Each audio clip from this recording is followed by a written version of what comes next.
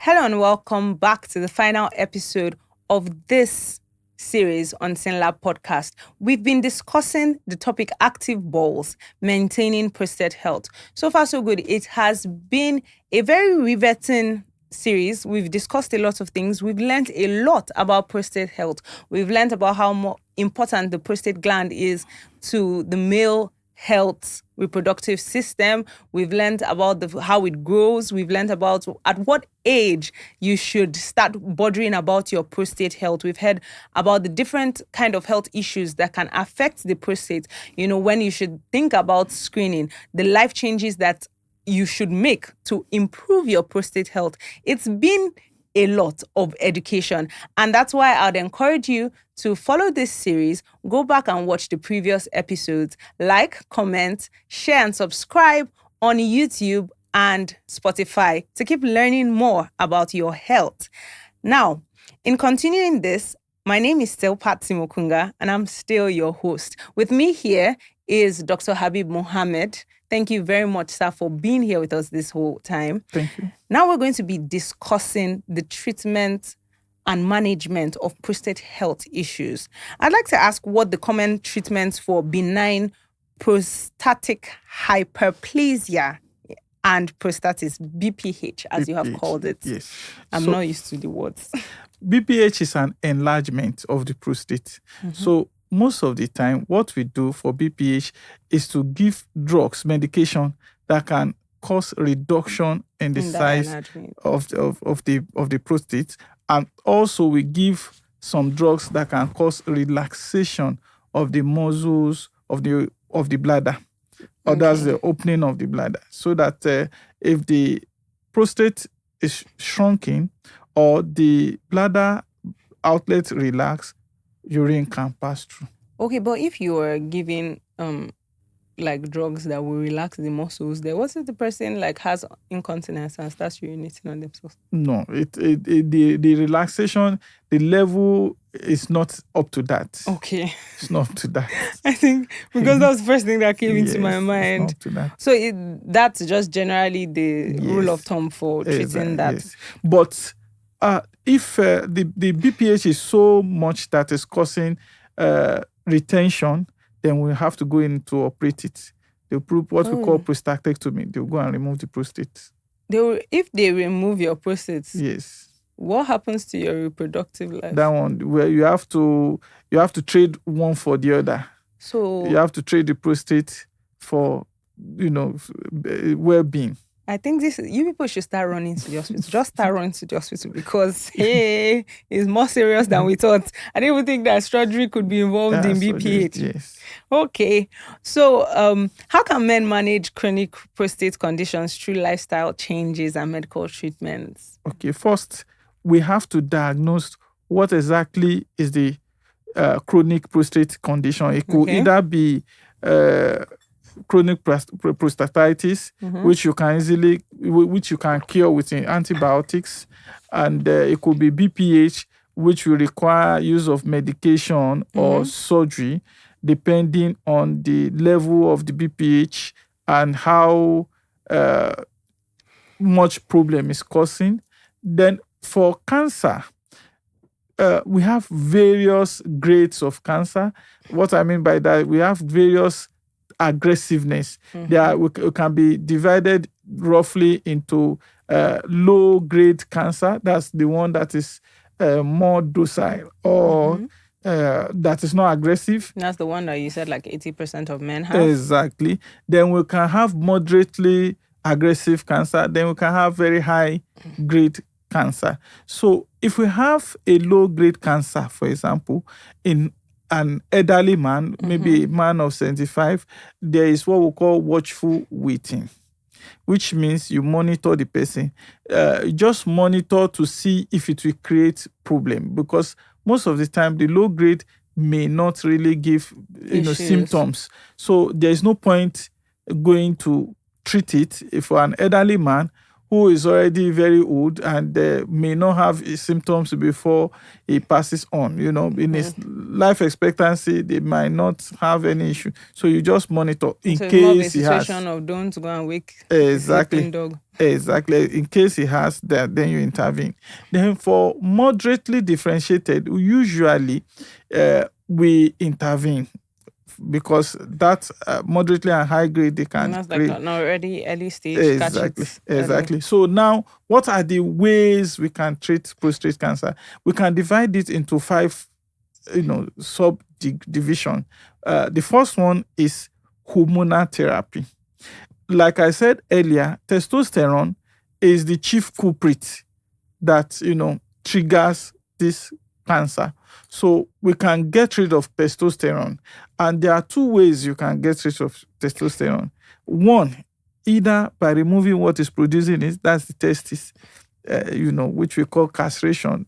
Castration could be medical, could be surgical. What do I mean by that? We can actually remove the balls by surgery, that's surgical castration, or we can give medication. It just sounds graphic. Yeah, it sounds graphic, but it is done. Although it's not as done as it used to be done. Now we are using more of, popularity has reduced. Yeah, we are using more of drugs, but it is actually cheaper than drugs, because if you are using drugs, you continue to use the drugs, but once you do castration, the testis is off. Okay, so with drugs, you have to keep on. Is it a lifetime? Until. So they are like suppressants. Yes, they suppress it until it's no longer useful, or until the side effect is too much to use before you change. But given how important testosterone is to, the male body generally, how does that affect? What are the side effects of having testosterone taken away from you? Okay, now when you take away testosterone, which is what makes you a man, the man will start becoming feminized. Yes, the bones are usually not as strong as become brittle. Yeah, because a little bit brittle. Then the voice is not as deep as it used to be. Of course, you know that once you remove the testis or you block the testosterone, there's nothing like fertility anymore. You render the person at all. Exactly. Completely. And it may also affect the the sexual sexuality. There can be erectile dysfunction, and all that. Another method of treatment is radiotherapy. Okay. We can, if it is caught very early, you can use radiation to burn off the prostate, and you can also use radiation to burn off the secondary site if it spreads to bone. Yeah, we can also use radiation to do that. How does this, if you're burning off, because when you sound like you're burning off, it's like the prostate is gone. Yes, the prostate is gone. But so that also would lead to infertility. It will lead to infertility. Although there's a way we burn that we try as much as possible to preserve normal cells and more of cancer cells, but the prostate stops functional.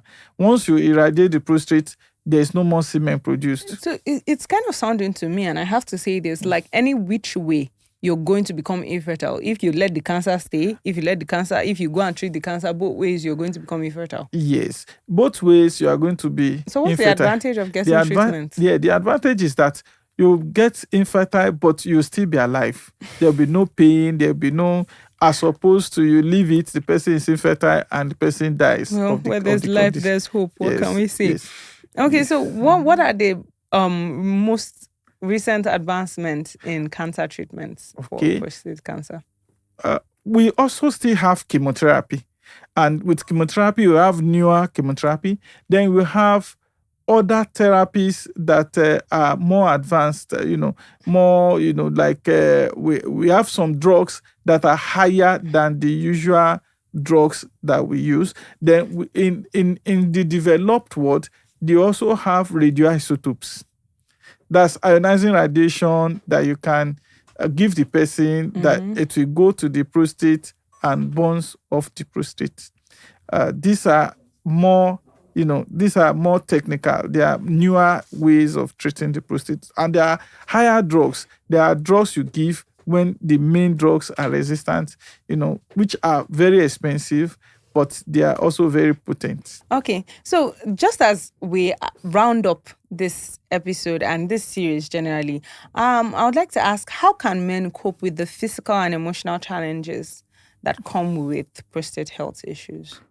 Well, when we have a diagnosis of prostate issues, usually we counsel the patient. So it's very important to counsel. Even before you break the news, you start with counseling.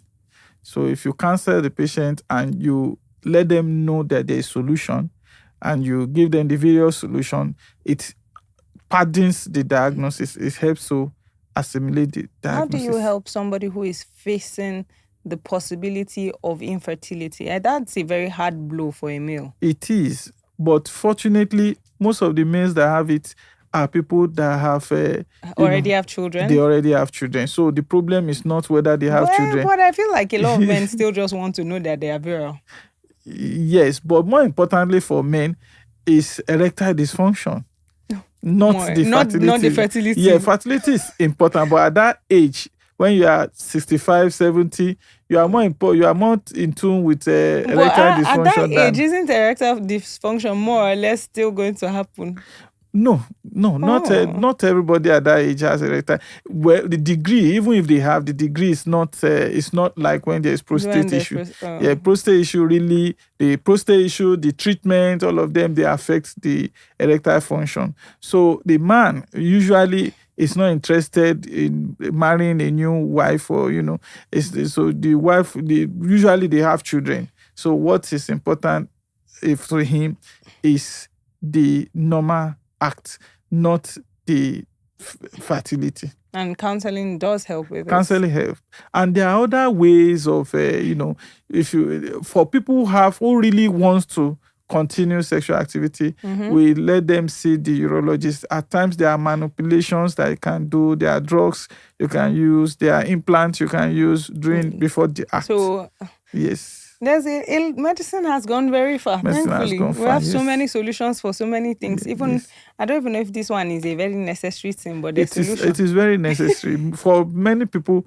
If you want to stop that, they can tell you you don't need to treat them. So since they won't be able to do that, so they will choose potential death. Yes, many for some. So it's very important that everything is put into account when you are treating a patient. Okay, yes. This has been a very educative session. Thank you so much, sir, for being here with us.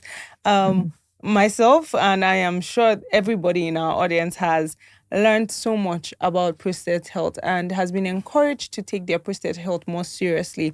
I believe that although this was a series focused on men, it's going to be helpful for women too, because like we said, it's women a lot of the times that drag men to the hospital. So if a woman is watching this, she knows what to look out for in her partner and the people around her and to help them.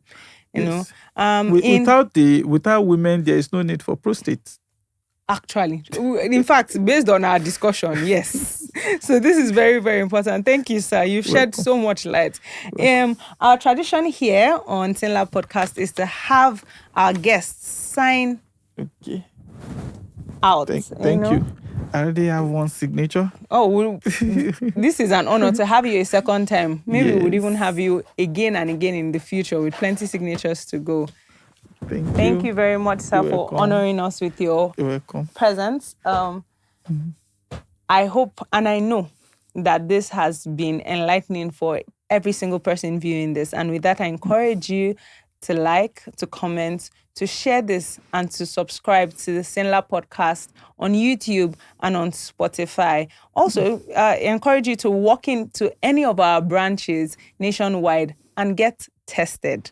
Get your health in order today. I'll see you again in the future. Watch all of our series in the time being. Thank you.